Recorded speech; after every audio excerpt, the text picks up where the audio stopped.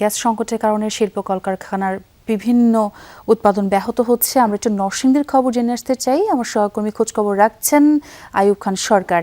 আইয়ুব, শিল্প কারখানায় গ্যাস সংকটের প্রভাব কতটা পড়েছে, উৎপাদন ব্যাহত হচ্ছে, যারা সংশ্লিষ্ট রয়েছেন তারা কি বলছেন এ ব্যাপারে? ছোয়া মঙ্গলবার সন্ধ্যা থেকে কিন্তু আসলে গ্যাসের চাপটা কমতে শুরু করেছে এবং আমরা তিতাস কর্তৃপক্ষের সাথে যেটা কথা বলে জেনেছি যে আসলে বর্তমানে গ্যাসের চাপ আছে 15 থেকে 20 PSI।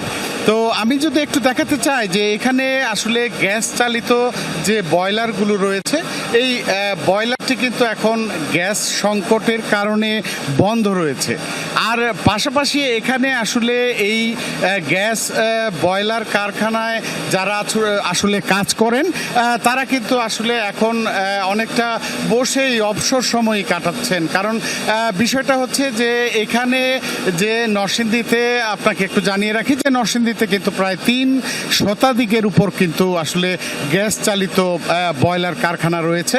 আর নন বয়লার অর্থাৎ কাঠ ব্যবহার করছেন এমন বয়লার কারখানা রয়েছে 41টি।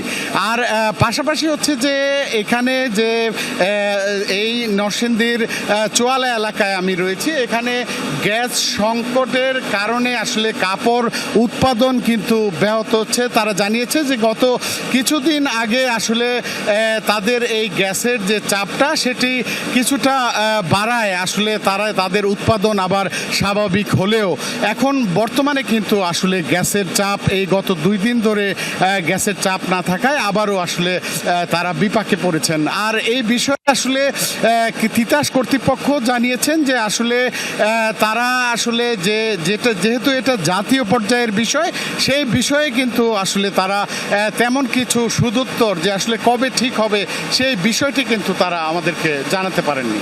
বুঝতে পেরেছি। অনেক ধন্যবাদ আইয়ুব আপনাকে।